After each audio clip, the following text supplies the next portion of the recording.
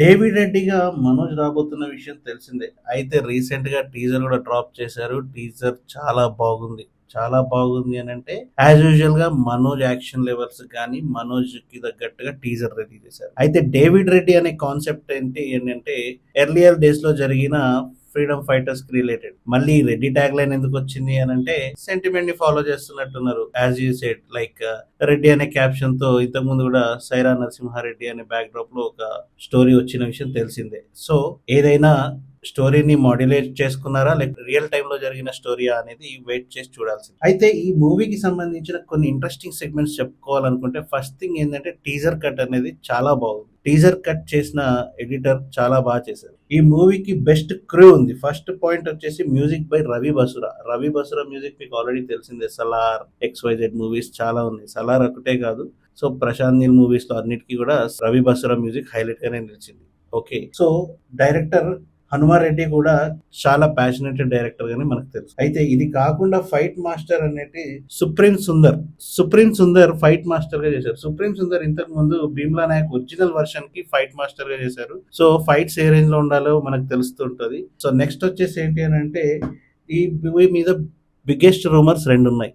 ఒకటి వచ్చేసి confirmed rumour, రెండోది వచ్చేసి నేను ఇలాగే యూట్యూబ్ లో అక్కడక్కడ విన్న రూమర్. సో ఫస్ట్ రూమర్ వచ్చేసి ఏంటి అంటే సింబు క్యామియో చేయబోతుంది. ఎస్, ఈ మూవీలో సింబు క్యామియో చేయబోతున్నాడు అనేది 100% కన్ఫర్మ్ అయిన రూమర్. అండ్ ఇది రూమర్ కింద కూడా కాదు, కన్ఫర్మ్ అన్న విషయం తెలిసిందే. సెకండ్ వచ్చేసి రామ్ చరణ్ దీంట్లో స్పెషల్ క్యామియో చేయబోతున్నారట. స్పెషల్ క్యామియో అని అంటే నేనైతే యాక్సెప్ట్ చేసుకోలేకపోతున్నాను. ఎందుకు అని అంటే రామ్ చరణ్ క్యామియో చేయకపోవచ్చు అని నా ఇంటెన్షన్. ఒకవేళ చేస్తే కనుక ఖచ్చితంగా ఈ మూవీలో హైప్ తీసుకురావడానికి వన్ ఆఫ్ ద పార్ట్ కింద నిలుస్తుంది. So better Ram Charan cameo చేస్తే ఎలా ఉంటుందో చూద్దాం అనేది ఒక విషయం. సో టీజర్ లో మనం చాలా డీప్ గా కొంచెం డీప్ గా చూసేది ఆల్రెడీ క్లియర్ గా చూపిస్తున్న విషయం ఏంటి అని అంటే వార్ డాగ్ బైక్ ని రెడీ చేయడం. మనోజ్ వైఫ్ ఆ బైక్ ని ఎక్కి సౌండ్స్ ఇస్తా ఉంటే నెక్స్ట్ లెవెల్లో ఉంది.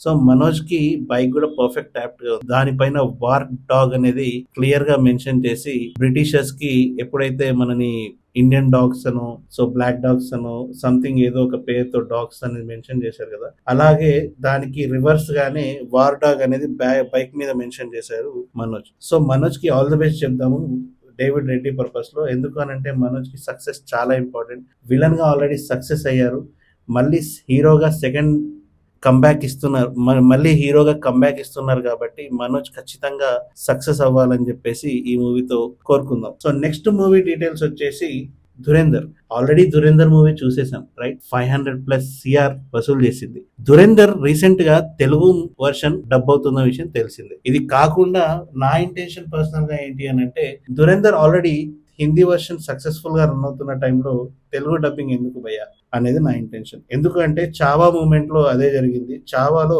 లిటరల్లీ కలెక్షన్స్ ఏమీ రాలేదు. ఇది చూసుకున్నట్టయితే ఈ టైంలో దురేందర్ తెలుగు వర్షన్ ఎక్స్పెక్ట్ చేయడం వేస్ట్. ఎందుకంటే ఆల్మోస్ట్ ఆల్ అందరూ చూసేశారు. కాకపోతే మార్చ్ 19th రిలీజ్ అవబోతున్న సీక్వెల్ ఏదైతే ఉందో, దురేందర్ పార్ట్ 2 ఏదైతే ఉందో, దానికి ముందస్తుగానే ప్లాన్ చేసుకుంటే బెటర్ అనేది నా ఇంటెన్షన్. ఎందుకు అనంటే Dhurandhar movie concept next level spy impact create చేసింది. రెగ్యులర్ స్పై యూనివర్స్ లాగా కాకుండా ఒరిజినల్ స్పై యూనివర్స్ అనేది స్పై అనే థింగ్ ని చూపించింది Dhurandhar movie. Already collections successful గా ఉన్నాయి. యాక్టింగ్ వైజ్ గా రణ్వీర్ చింపి పడేసిండు. అక్షయ్ ఖన్నా కూడా నెక్స్ట్ లెవెల్ లో యాక్ట్ చేశాడు. సో ప్రతి ఒక్క క్యారెక్టర్ దురేందర్ మూవీలో చాలా బాగా పర్ఫామ్ చేసిన విషయం మనకు తెలిసిందే. సో దీన్ని సీక్వెల్ కి వాడుకుంటే బాగుంటుందేమో అని నా ఒపీనియన్ అంతే. ఎందుకు అనంటే చావా విషయంలో చూసాం కదా అది. సో ఇంకొక రూమర్ వస్తుంది ఏంటి అని అంటే బాలీవుడ్ నుంచి ఎన్టీఆర్ గారు మళ్ళీ ఒక స్పై యూనివర్స్ లో క్యామియో చేయబోతున్నారట. అసలు ఆ క్యామియో ఎందుకు అవసరమా? ఆల్రెడీ వార్ 2లో చూసాం ఎన్టీఆర్ ని ఏ రేవల్లో చూపించారు. మన టాలీవుడ్ వాళ్ళని బాలీవుడ్ కి తీసుకెళ్లి నాశనం చేస్తున్నారా? ముందు ప్రభాస్, తర్వాత రామ్ చరణ్, తర్వాత NTR, next ఇంకెవరవుతారో.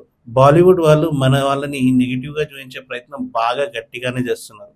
So upcoming Shahrukh Khan spy verse లో షారుఖ్ ఖాన్ పఠాన్ మూవీలో పఠాన్ 2లో ఎన్టీఆర్ క్యామియో ఉండబోతుంది అని చెప్పేసి ఒక రూమర్ వినబడుతుంది కాబట్టి నేను అనేది. సో బెటర్ ఎన్టీఆర్ గారు ఈ మూవీ చెయ్యకపోవడం చాలా బెస్ట్ ఒపీనియన్ అని. లేదు ఆల్రెడీ కాంట్రాక్ట్ సైన్ చేస్తుంటే కనుక మనకు తప్పదుగా, మళ్ళీ వీళ్ళు ఎలా చూపిస్తారో తెలియదు ఎన్టీఆర్. ఇది ఇలా పక్కకు పెడితే అఖండ 2 అఖండ సీక్వెల్ కంటిన్యూ అవుతుందని జయఖండ అని చెప్పేసి అఖండ 3 గురించి కూడా రీసెంట్ గా రూమర్స్ వినబడుతున్నాయి. కాకపోతే బోయపాటి బాలకృష్ణ దీని మీద పక్కా కన్ఫర్మేషన్ ఇవ్వాలి. ఇంకా అఖండ కలెక్షన్స్ ఇంపాక్ట్ అనేది స్లోగానే ఉంది. ఎందుకంటే ప్రొడక్షన్ హౌస్ నుంచి జరిగిన కేసు ఇవన్నీ ఎఫెక్ట్స్ ఏవైతే ఉన్నాయో మూవీ మీద కొంచెం ఇంపాక్ట్ చూపించింది. యాజ్ ఆఫ్ నౌ 50% రికవరీ అయినట్టు నెటిజన్స్ లో కానీ లైక్ న్యూస్ లో కానీ వస్తుంది. కాబట్టి కలెక్షన్స్ వైజ్ గా ఇంకా క్లారిటీ లేదు. అండ్ జయకండ మీద కూడా క్లారిటీ కావాలి అని అంటే కూడా బాలయ్య కానీ బోయపాటి గారు కానీ కన్ఫర్మేషన్ ఇవ్వాలి. సో దీని మీద రూమర్ కిందే కన్సిడర్ చేసుకోవాల్సి వస్తుంది. Maybe Paradise movie post phone అయ్యే ఛాన్సెస్ కూడా ఉన్నాయంట. ఎందుకు అని అంటే పెద్ద మూవీకి కాంపిటీషన్ గా వస్తున్న ప్యారడైజ్ మూవీ ఇప్పటికే షూటింగ్ 40-50% వరకే కంప్లీట్ చేసుకుంది. కానీ పెద్దితో కంపేర్ చేస్తే ప్యారడైజ్ తోని కంపేర్ చేసుకుంటే పెట్టి 80% షూటింగ్ కంప్లీట్ చేసుకుందని రూమర్స్ వినబడుతున్నాయి. ఇవన్నీ పక్కకు పెడితే ప్యారడైజ్ హైప్తో పోతున్నాం ఇక్కడ ఫస్ట్ థింగ్. ఎందుకంటే శ్రీకాంత్ తొట్టేలా మొన్న రీసెంట్గా రిలీజ్ చేసిన బర్త్డే క్లిప్ చూస్తే అది నెక్స్ట్ లెవెల్లో ఉన్నాయి. సో హిట్ అవుతుందా ఫట్ అవుతుందా అనేది పక్కకు పెడితే ఆ టీజర్ లోంచి ఇస్తున్న హైప్ ఏదైతే ఉందో ఇంట్రోవర్ట్ డైరెక్టర్ అయినా ఎక్స్ట్రోవర్ట్ థింగ్స్ చేస్తే ఎలా ఉంటుందో క్లియర్ గా చూపిస్తున్నారు అనమాట. సో మేబీ ఇంకా షూటింగ్ పనులు ఒక 40%-50% అవ్వాల్సింది కాదు, అసలు 40% ఆఫ్ ద షూటే అవ్వలేదు అని చెప్పేసి టాక్ నడుస్తుంది. సో ఒకవేళ ప్యారడైజ్ మూవీ షూటింగ్ అనేది 50% అయ్యుంటేనే మనం ప్యారడైజ్ మూవీని మార్చ్ లో పెద్ద మూవీకి కాంపిటీషన్ గా వస్తుంది అన్నట్టు ఎక్స్పెక్ట్ చేయొచ్చు. లేదా మే, జూన్, జూలైకి పోస్ట్ పోన్ అయ్యే ఛాన్సెస్ చాలా గట్టిగా ఉన్నాయి. ఎందుకు అని అంటే స్ట్రాంగ్ రీజన్ కాంపిటీషన్ ఒకటి, at the same time shooting ఇంకా కంప్లీట్ అవ్వలేదు. ఇది మెయిన్ సోర్స్ ఆఫ్ స్ట్రింగ్ అనమాట. మార్వెల్ మూవీస్ ఏది చేసినా కొత్తగానే ఉంటది. ఎందుకు అని అంటే మార్వెల్ మూవీ సినిమాటిక్ యూనివర్స్ చాలా పెద్దది. అయితే మార్వెల్ మూవీ డూమ్స్ డేస్ అనే మూవీతో వస్తున్న విషయం తెలిసిందే.